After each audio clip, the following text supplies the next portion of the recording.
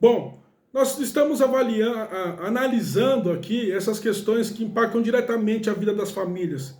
E você viu aqui também a questão do informal, quais os problemas que isso acarreta em uma pessoa trabalhar informalmente, qual o papel do governo para que diminua esses problemas, essas questões, o entendimento das pessoas de aceitarem que elas precisam acompanhar a evolução da sociedade, para que elas não fiquem para trás. E uma vez que você ficar para trás, você morre. E, dando continuidade, falaremos agora sobre as políticas de habitação, ou melhor, as políticas que não existem, as políticas de habitação que não acontecem, né? Então,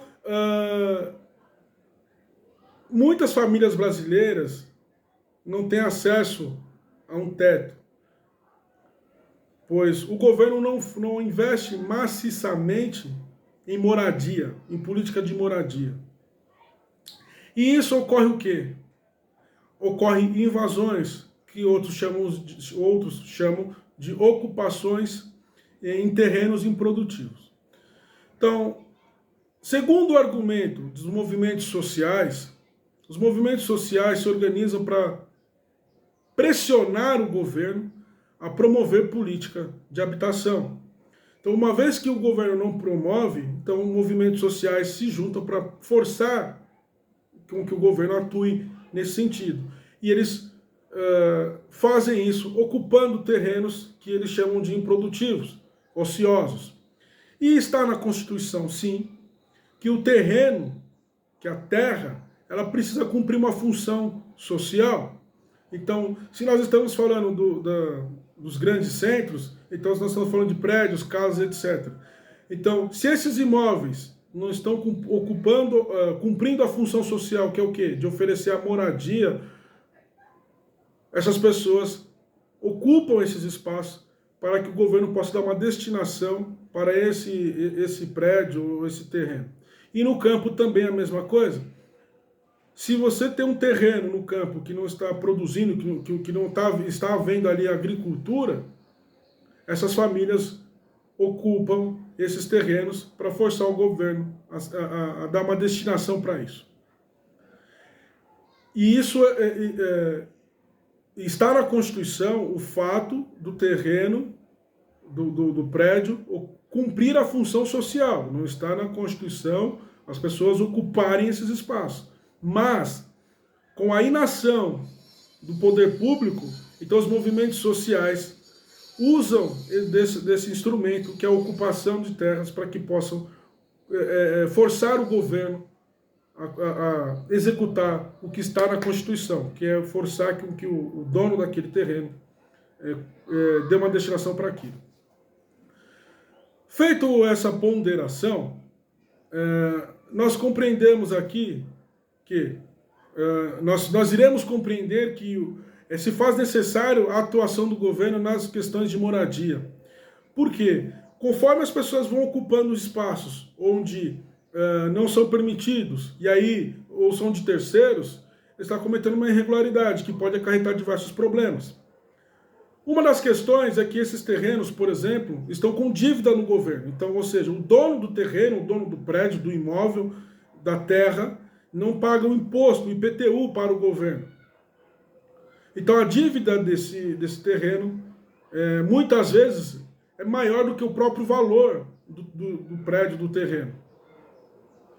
E aí onde o governo precisa executar essa dívida para trazer para si essa dívida e dar destinação como moradia popular para as pessoas de baixa renda.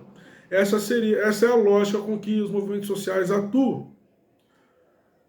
Só que isso, nesse período, se o dono do terreno ele pode recorrer à justiça, pagar os impostos que supostamente estaria devendo e cobrar na justiça a reintegração de posse.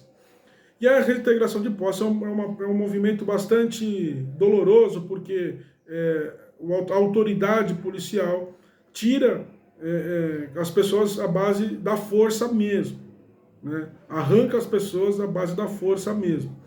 Mas isso tudo acontece justamente pela inação do governo nas políticas públicas de moradia. Um outro aspecto que gera problema é a construção de moradias em terrenos ou em lugares que não é para ser feito moradias, que aí todo o período de chuva no nosso país, nós vemos, e isso não é novidade para ninguém, diversos desastres.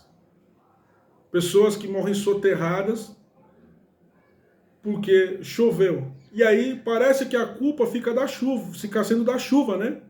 Mas não porque as moradias foram feitas em terrenos irregulares.